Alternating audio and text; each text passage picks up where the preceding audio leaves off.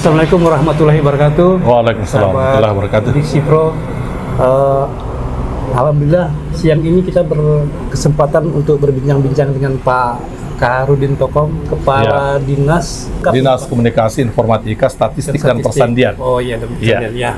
Pak Kaharudin Tokom, Pak ya. Iya. Perinto SS. Oke. Terima kasih Pak sudah memberikan kesempatan kepada Diksi Pro untuk bincang-bincang kita siang ini. Ya, kami juga ucapkan terima kasih diberi kesempatan oleh Diksi Pro, dan ini kesempatan yang sangat luar biasa. Ya. Mungkin ada beberapa hal kita dalam bincang-bincang ringan kita nih Pak Kahar. Ya, boleh. Beberapa hal mungkin yang perlu disampaikan atau disosialisasikan kepada masyarakat. Mungkin kita mulai dari begini Pak Kahar. Ya. Diskominfotik.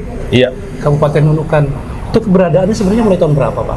Ya, jadi begini ya, kita tahu persis bahwa dengan keluarnya PP 18 2016 itu menjadi dasar bagaimana bagaimana menata kelembagaan di lingkungan pemerintah kabupaten kota di seluruh Indonesia.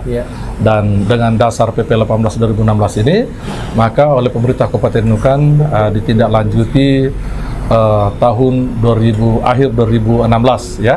2016, dibuat dalam bentuk peraturan daerah tentang kelembagaan di lingkungan pemerintah Kabupaten Nunukan, kemudian oleh Bupati Nunukan, kalau tidak salah waktu itu Ibu Laura itu sudah membentuk dalam satu dinas komunikasi, informatika dan statistik, belum ada persandian waktu itu. Ya, di lingkungan pemerintah Kabupaten Nunukan, tepatnya pada bulan Januari 2017. Artinya disitulah kelahirannya Pak ya? Ya, secara kedinasan memang ya di situ dianggap kelahiran, tapi jauh sebelumnya sudah ada komunikasi dan informatika, sudah ada Kominfo ini, tetap masih menjadi seksi di Dinas Perhubungan. Kalau tidak salah tahun 2012 sudah ada ini. Sebenarnya sudah ada ya? Ya sudah ada, hanya saja masih seksi di Dinas Perhubungan. Oke, baik. Pak Kaharudin, sebenarnya Diskominfotik ini kan sebenarnya sudah sangat familiar sekali ke masyarakat, tetapi mungkin ada sebagian masyarakat kita yang mungkin belum tahu apa sih tugas dan fungsi dari Diskominfotik. Nah, mungkin ini yang perlu Pak Har jelaskan kepada masyarakat, apa fungsi dari dinas yang Bapak pimpin saat ini, Pak? Ya, sebenarnya begini, nomenklatur Dinas Kominfo itu memang baru di kita ya, di kita. Tetapi sebenarnya kalau kita meneropong jauh ke belakang di masa Orde Baru, kita dulu kan mengenal yang namanya Kementerian Penerangan, Kementerian Penerangan. Artinya adalah kalau kita sudah paham seperti apa kira-kira fungsi, tugas dan fungsi Kementerian Penerangan pada saat itu, ya saya pikir tidak jauh banget dengan tugas dan fungsi Dinas Kominfo yang kita dengan penerangan dulu dengan Dinas Kominfo di daerah. Contoh misalnya berkaitan dengan, kalau secara umum ya, Dinas Kominfo ini kan membantu bupati di dalam penataan atau pelaksanaan tugas dan fungsi di bidang informasi, di bidang penataan informasi dan statistik di lingkungan pemerintah Kabupaten Nunukan. Itu secara umum. Itu. Dan kalau kita lihat dari struktur yang ada sekarang di lingkungan di Dinas Kominfo, itu Dinas Kominfo kan dibagi menjadi 3 bidang. Nah, bidang pertama informasi komunikasi publik.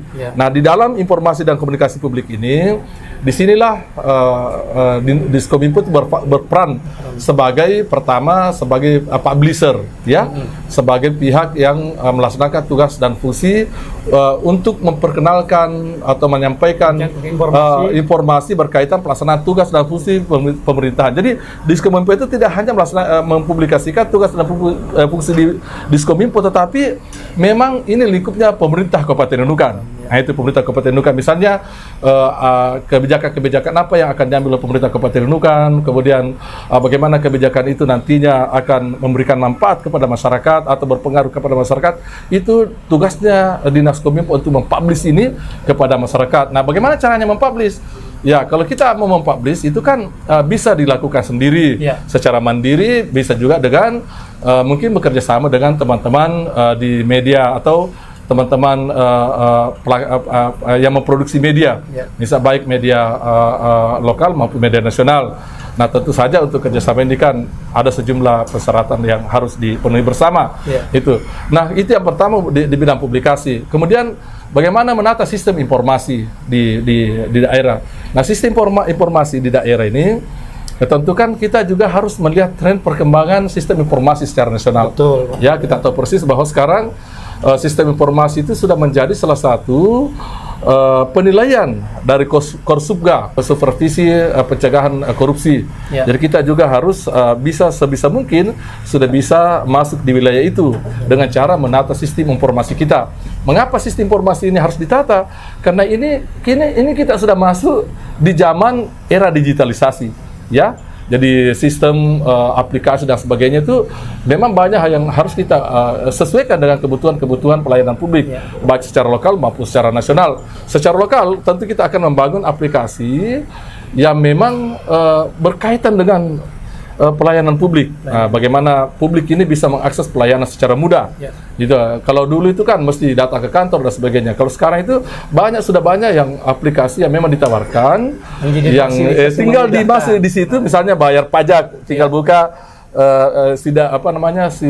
Bapak Tiri Hebat. Bapak Tiri Hebat, tinggal buka di situ. Kalau tinggal hitung sendiri pajaknya, bayar sendiri pajaknya. Kemudian sistem data misalnya ada pengiriman data baik statistik atau bukan statistik yang sifatnya akan dipertanggungjawabkan. Itu ada sejumlah aplikasi, memang ada aplikasi yang sudah disiapkan.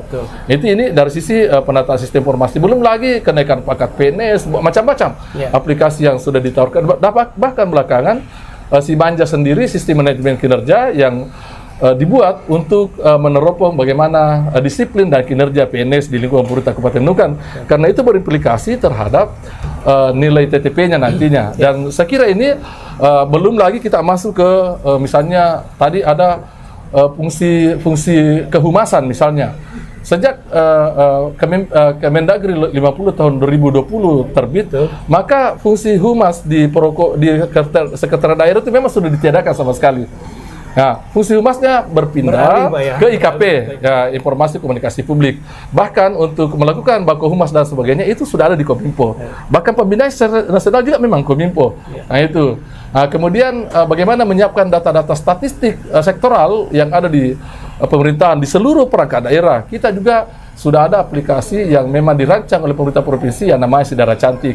Jadi bagi siapapun yang ingin mendapatkan data-data statistik, kemudian bagaimana caranya bisa mendapatkan informasi-informasi pemerintah daerah secara statistik, itu bisa kita buka mengakses di situ. Dan saya pikir ini menjadi tugas dan fungsi dasar dari pengadaan Kominfo. Intinya bagaimana masyarakat bisa dengan mudah mengakses informasi publik yang disiapkan oleh pemerintah tanpa daerah. harus datang ke ke sana berbelit-belit lagi dengan pelayanan. Kalau sekarang sudah tidak ada seperti itu, Pak. Bahkan mekanisme pelayanan itu sudah dipermudah. Baik, Pak. Itu tidak lagi boleh ada istilahnya meja 1, meja 2, meja 3.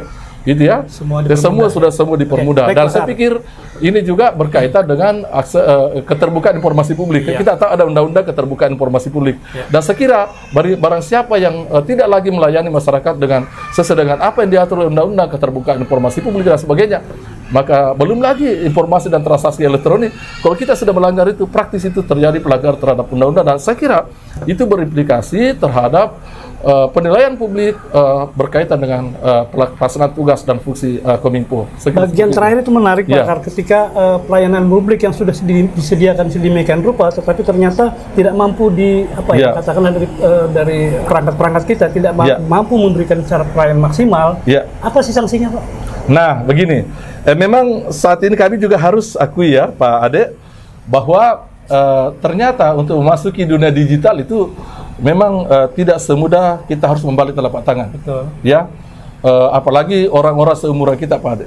Satu contoh saya kasih Pak Ade, dalam rekrutmen P3K kemarin, Pak, bagi guru-guru, ya, terus terang kendala terbesar untuk mengikuti ujian itu adalah bagaimana menggunakan IT ini, teknologi informasi ini. Karena bagi mereka yang sudah berumur itu, ya seperti kita ini biasanya yang namanya IT itu sudah gaptek. Beda kalau ya kelompoknya teman-teman yang masih muda-muda, memang sudah dunianya. Mereka itu ya generasi milenial, generasi Z itu luar biasa, Pak. Ya, justru kita, anak-anak kita harus akui. Mungkin kita belajar sama anak kita di rumah, deh, anak tolong dibukakan dulu bagaimana caranya nih. Karena memang itulah dunianya dia. Gitu. Kalau kita, ya memang kendala tadi ya karena keterbatasan sumber daya manusia juga. Jadi misalnya kami ya bersyukurlah di Kominfo ini ada beberapa tenaga ahli yang memang direkrut oleh teman-teman dan memang mereka inilah yang sekarang mewarnai, dan mereka memang dibutuhkan. Dan mereka dibutuhkan dan dia yang mewarnai, Pak. Dialah punya karya tangan. Dialah yang mampu menjawab pertanyaan-pertanyaan bila mana kita butuhkan satu pelayanan satu model pelayanan yang diminta dengan cepat, butuh aplikasi dan sebagainya, butuh pelayanan, mereka langsung bisa jawab. Kalau tidak ada mereka bagaimana? Ada saya dapat satu pertanyaan lagi yang cukup menarik dari pernyataan Bapak terakhir, tapi mungkin pertanyaan itu saya simpan dulu. Saya masuk dulu Bapak begini. Dalam kerjanya bahwa Diskominfotik ini juga tidak terlepas dari dukungan internet, gitu loh. Karena segala informasi pada tugasnya Diskominfotik katakanlah sebagai tulang punggung pemerintah untuk menyebarkan informasi kepada masyarakat. Oke. Kan hingga sampai katakanlah pelosok manapun di daerah ini itu harus sampaikan. Tapi persoalan kita sampai saat ini adalah jaringan kita sering terganggu dengan jaringan internet. Artinya belum semua masyarakat Kabupaten Nunukan bisa mendapatkan informasi yang disampaikan oleh pemerintah. Soalnya adalah jaringan. Bagaimana Diskominfotik mensiasati ini, Pak? Ya, jadi kita luar biasa pertanyaan ini, Bung Ade, dan saya pikir ini juga yang memang sering ditanyakan oleh masyarakat kita. Karena bagaimanapun juga dengan kondisi di dunia memasuki era digitalisasi sekarang ini, mau tidak mau kita tidak bisa menghindar dari tuntunan publik yang sangat luar biasa, begitu cepat. Ya. Kita bersyukur di Kabupaten Nunukan ini, meskipun kita sebagai daerah perbatasan, daerah terluar, bahkan mungkin masih daerah tertinggal, tetapi dengan kondisi seperti ini ada perhatian khusus dari pemerintah pusat. Apalagi kita tahu persis bagaimana komitmen Pak Jokowi dengan visinya membangun dari desa, membangun dari pinggiran, membangun dari pinggir. Nah, kita bersyukur bahwa perhatian pemerintah pusat di bidang pengembangan teknologi informasi ini, diantaranya kita tahu bahwa dari 232 desa dari 21 kecamatan, saat ini sudah ada 165 tower yang sudah berfungsi.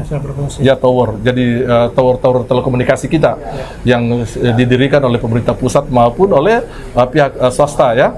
Nah, itu. Kemudian untuk tahun 2021 sampai 2024 ada 134 tower yang saat ini sedang dalam proses survei, dan sesuai dengan janji Kementerian Kominfo melalui PT Bakti itu tahun 2024 itu sudah tuntas semua, sudah selesai. Semuanya sudah dibangun. Itu. Artinya semua wilayah kita itu sudah kemudian dari sekian itu 134 untuk mempercepat proses pelayanan di kecamatan-kecamatan termasuk di pedalaman dan sebagainya, itu diberikan bantuan secara langsung dari Kementerian Kominfo juga melalui PT Bakti dalam bentuk VSAT. Jadi VSAT, jadi satelit langsung. Mereka bisa langsung memiliki jaringan langsung ke satelit, tidak memakai tidak memakai tower, karena tower ini kan prosesnya panjang. Kalau VSAT ini kan tidak terlalu banyak infrastrukturnya, tetapi langsung bisa digunakan dengan langsung berhubungan dengan satelit. Dan ini VSAT ini dibangun di kantor-kantor pelayanan, misalnya kantor camat, kantor desa, kemudian puskesmas, ya, itu sekolah-sekolah yang ada di pedalaman, yang ini diharapkan mampu mendukung proses pelayanan secara online kepada masyarakat. Dan alhamdulillah ini sudah berfungsi semua. Terserang yang contoh terdekat saja, kantor camat Sebatik Induk. Berapa tahun itu tidak berfungsi karena memang jauh dari kota, ya. Tetapi setelah kita kasih VSAT, dia bilang, alhamdulillah Bang, sudah bisa kami mengakses internet dengan baik. Gitu. Dan saya pikir ini langkah yang sudah kita lakukan. Karena harus kami luruskan juga, Bung Ade, bahwa kewenangan berkaitan dengan pembangunan infrastruktur telekomunikasi itu bukan kewenangan daerah. Bukan daerah, ya. Tapi kan daerah bisa melakukan hal-hal yang bagaimana ini bisa dipercepat gitu loh. Jadi kami terus melakukan komunikasi bersurat ke pemerintah pusat melalui Kementerian Kominfo, dan tentu suratnya ditandatangani oleh Bupati, dan itu kita sampaikan ke sana. Inilah yang kami butuhkan. Dan alhamdulillah karena memang konsep Bapak Presiden itu membangun dari pinggiran, dan alhamdulillah Nunukan ini cukup mendapat perhatian, dan mudah-mudahan 2024 itu 134 tower yang saat ini dalam proses survei semua sudah bisa digunakan oleh masyarakat kita di Kalimantan Utara, khususnya di Kabupaten Nunukan ini. Jadi begitu ya, mungkin kita harapkan seperti yang disampaikan oleh Pak Kahartokong tadi, bahwa dengan tersedianya fasilitas yang untuk melayani publik kita, dapat dilaksanakan dengan cepat, artinya seluruh masyarakat Kabupaten Nunukan dalam waktu dekat sudah bisa menikmati fasilitas. Ini harapan kita, Bung Ade. Tetapi terserah saja, masih dalam proses ini kan masyarakat kita ini kan maunya cepat, Pak. Saya terserah sering mendapatkan telepon protes dari masyarakat, dan bukan masyarakat biasa, Pak, dari anggota DPR.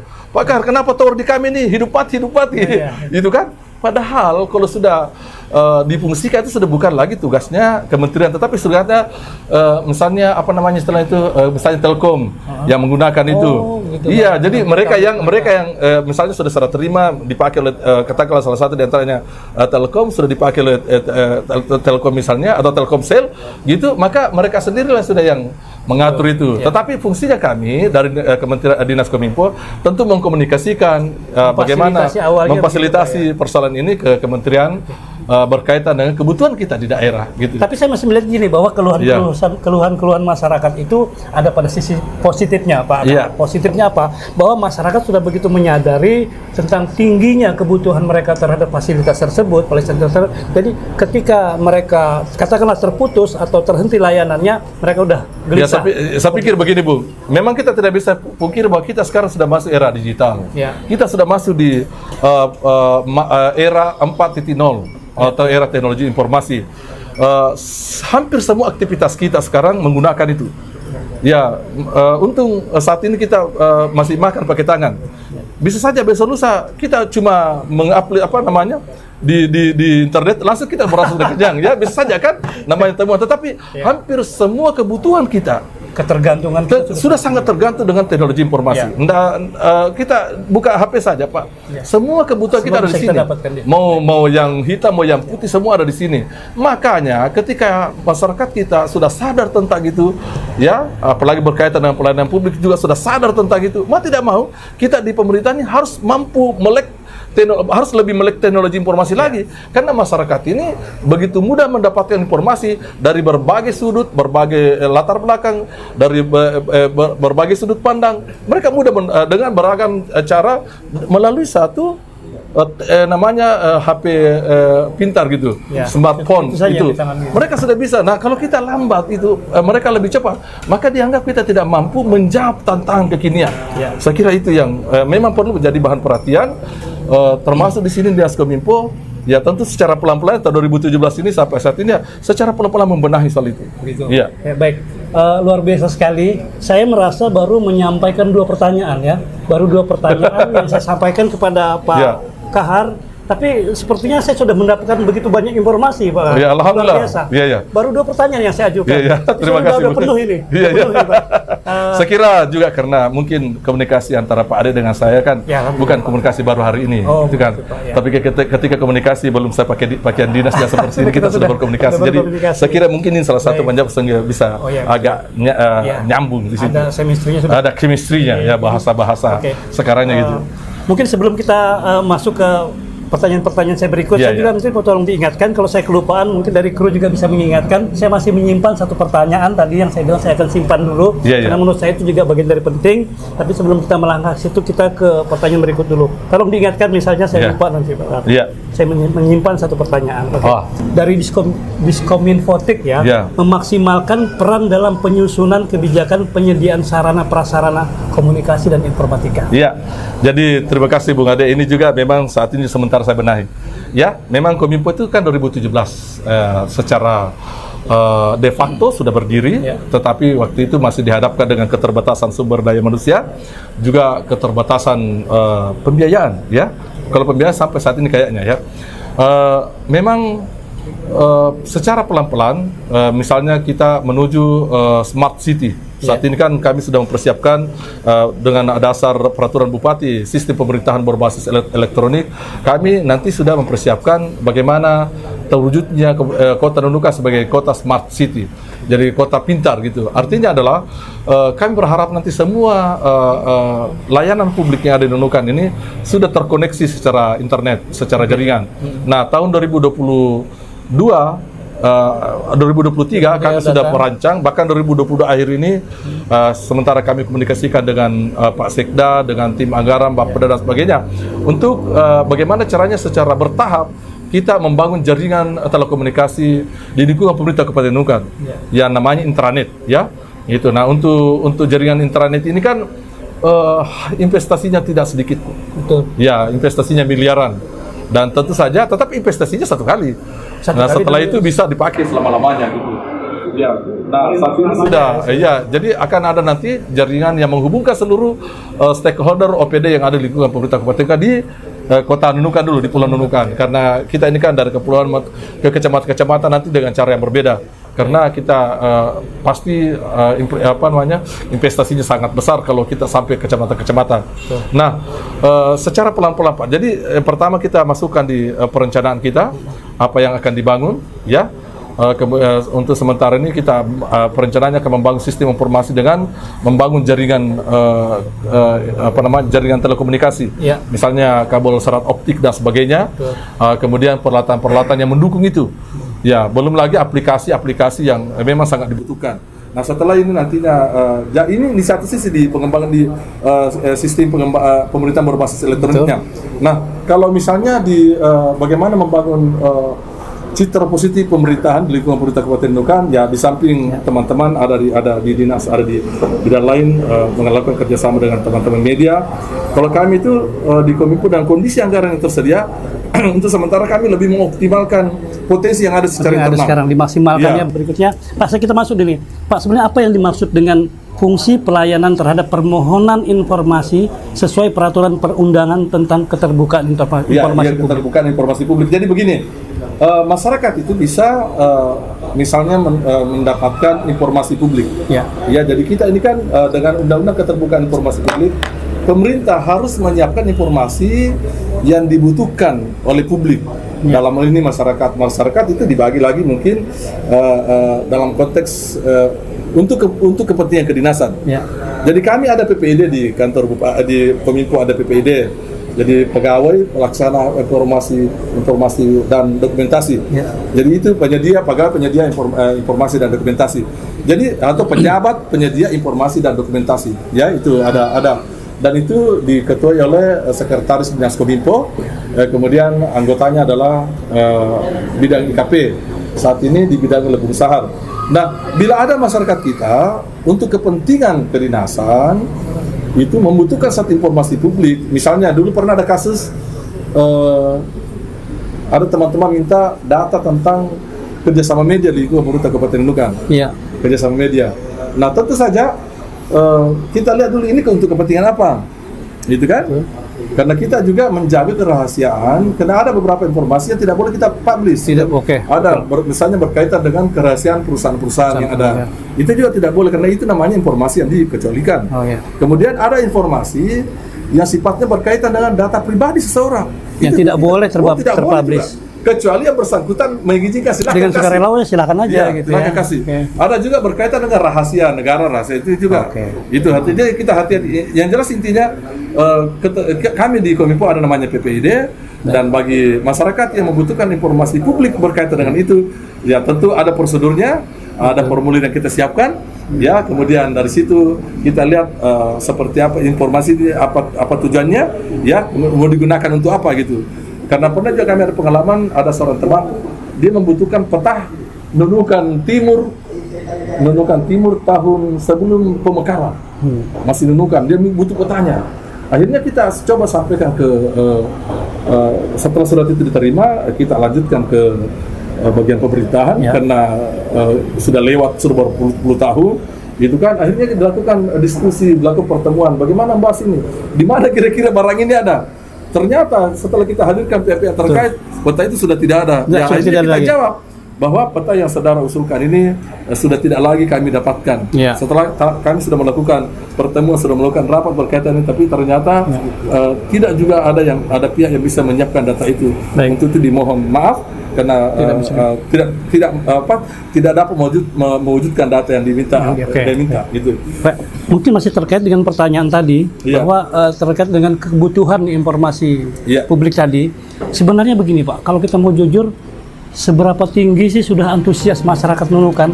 Jadi dalam hal ini saya membedakan masyarakat di sini adalah bukan dari kalangan pegawai, bukan dari kalangan orang di pemerintahan yang memang mungkin kebutuhan mereka terlalu tinggi, tapi dari masyarakat sendiri, masyarakat umum seberapa tinggi sih antusias mereka untuk mendapatkan informasi itu? Atau sejauh ini masih cuek-cuek aja sih?